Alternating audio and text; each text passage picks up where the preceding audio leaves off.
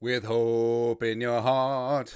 What's going on, Jerome's? So your Minnesota Vikings are heading into the offseason, and yes, the draft is the draft, but free agency comes first, and the Vikings have around $29 million in cap space. They could have some more, depending on what happens with Kirk Cousins and Danielle Hunter and Justin Jefferson, etc. But I feel like even though Kwesi, his analytical mind, all the Moneyball stuff, yes, I believe it, but I know this time of year, I want something big. I want a blockbuster free agent. I want some big game hunting. I want something to happen. So here are 11.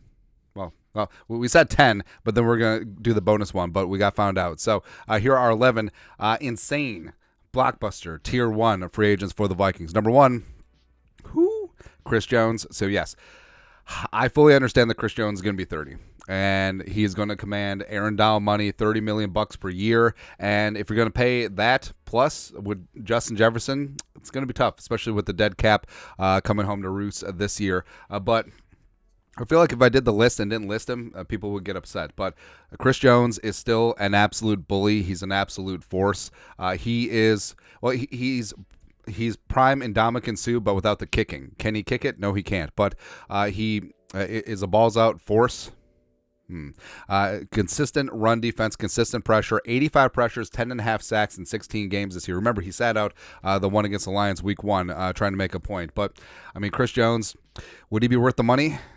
It would have to be a spot where if ownership and Kwesi and company think that the Vikings are just right there, but that quick interior pressure, that suturing things up against the run, that interior would be glorious for Brian Flores. Number 2, Justin Madubuike. Now, this one is a little bit more realistic. Plus, I would rather pay a guy in Madubuike who's going to be 27, a couple $1 million less, and lock him up long term. Now, before you say, well, Michael Pierce didn't work out, and he was a Ravens defensive tackle. Madubuike is a completely different cat, man. All right, so Pierce was a nose tackle, Madubuike more of a 3-tech, and 77 pressures, 13 sacks.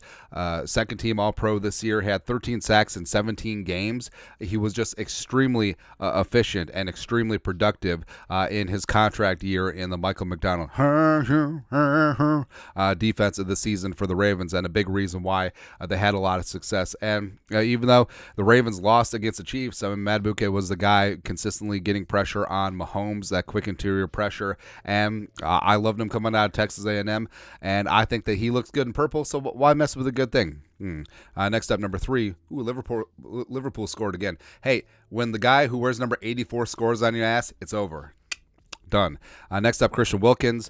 Now, Wilkins is an interesting case. So he's off of his 5th-year option with Miami. They could certainly franchise tag him, but 61 pressures, 9 sacks. He was Flores' first draft pick, number 13 overall, coming out of Clemson in 2019. And it's a spot where, yes, is he going to be expensive? Yes.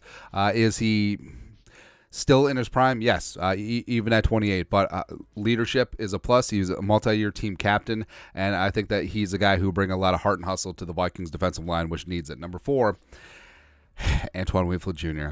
Yes, reunited, and it feels so good. Now, the Vikings shoulda, coulda, woulda drafted him at 25 overall back in 2020. Just imagine a draft where he had Justin Jefferson and Antoine Winfield Jr. Or hell, you could trade down, still got him since he was a second-round pick. But he's emerged as a first-team All-Pro this year, 122 tackles, 6 sacks, 6 forced fumbles, 3 interceptions, partridge in a pear tree, 12 passes broken up. A major force on the back end of that Buccaneers defense. Now, the Vikings, yes, they have Harrison, although Harrison could retire. Yes, hey, if Harrison retires, take that $11 million in cap savings and throw it at Antoine Winfield Jr. And yes, you have Metellus, and yes, you have Cam Beasley, but Flores is he loves the multi-safety scheme, and you can keep Metellus as your jack of all trades. And frankly, bringing Winfield Jr. back home as a free agent, just like his pops, I mean, work it out, man. Number 5, Jalen. Now, the Bears probably going to franchise tag Jalen Johnson, and Ryan Poles talking big, like, oh, Jalen Johnson ain't going anywhere. But Jalen, I mean, he truly is a shutdown cornerback. The pride of Utah, respect. Second-round pick coming in. There was major concerns about his shoulder issues coming into the league, but he stayed healthy for the most part, and he's doing the damn thing. Second-team All-Pro last year. Frankly, probably should have been first team, but there's some name recognition going on. 91 PFF grade, 33.3 quarterback rating when thrown at, which is good. It's pretty damn good because it's 39.6 if you just throw it straight into the ground. 4 picks, 6 passes broken up, and he was an absolute superstar. And it would be a little bit of a double whammy where, number one, you get one of the best cornerbacks in football, which Flores obviously could use, and also you take it away from a division rival of the Bears, which would be great. Number 6, L'Jarius Sneed, who we talked about earlier today.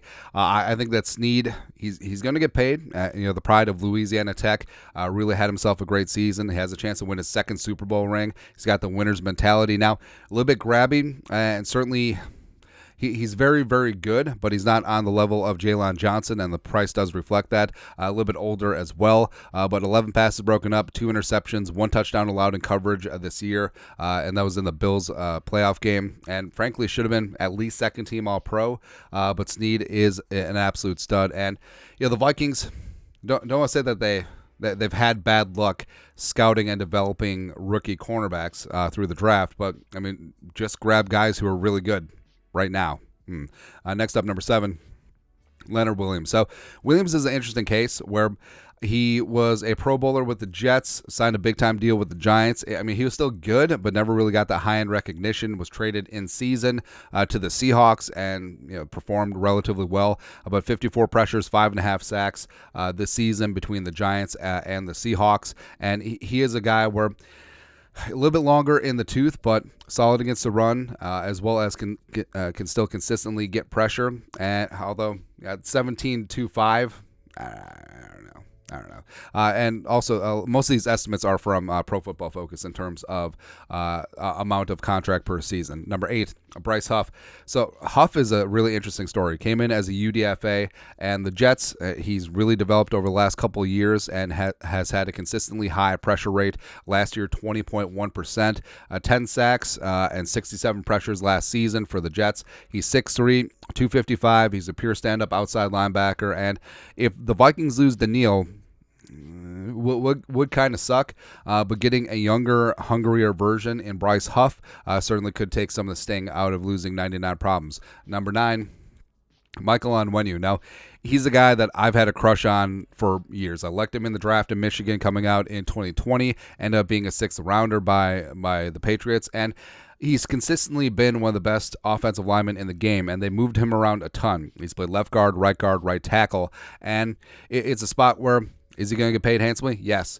Does he necessarily have a spot lined up for him with the Vikings?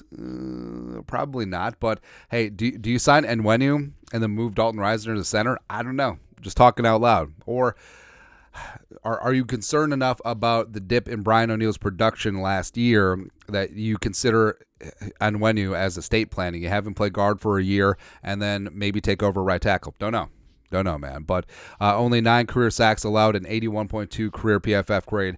Onwenu for years has been an absolute stud for the Patriots. Number 10. Actually, 10 and 11 were part and parcel. So let's do them up together. So again, it would fly in the face of paying up for a running back, especially guys that are on a second contracts approaching their late 20s. But even though Barkley and Jacobs had sort of down years last year, injuries certainly played a factor. They're both studs. And the Vikings' inability to run the ball at times last year was extremely frustrating. And Saquon's still a star, man. And I know, $11 million for a running back. What are you doing? Paid $13 million per year for Marcus Davenport, man. Like, you can make this thing work. But Barkley is going to be 27. Last season, 962 and 6 touchdowns. Also had 41 receptions for 280 yards and 4 scores. Plus, I mean, we saw in the wildcard game how he can still be a game changer. And yes, the Vikings did let go of Dalvin as he was headed into age 28 season. But Barkley still has multiple years of his prime left. I would say 2 to 3. And imagine adding Barkley or Josh Jacobs to this mix. It'd be beautiful, man. And Jacobs, first team All-Pro, rushing champion 2022, 1,653 yards, 12 touchdowns, 4.9 yards per carry. Also is a solid pass blocker and a career 197 receptions for almost 1,500 yards receiving. So he's a true 3-down threat out of the backfield. I would feel fine with either one of them. But that's it. That's at 10 insane in the membrane free agent options for the Vikings. Let us know your thoughts and our thoughts in the comment section below. Subscribe for daily Vikings takes. Want to support the work? Put a little something in the Venmo. But next time, Skull Production Value.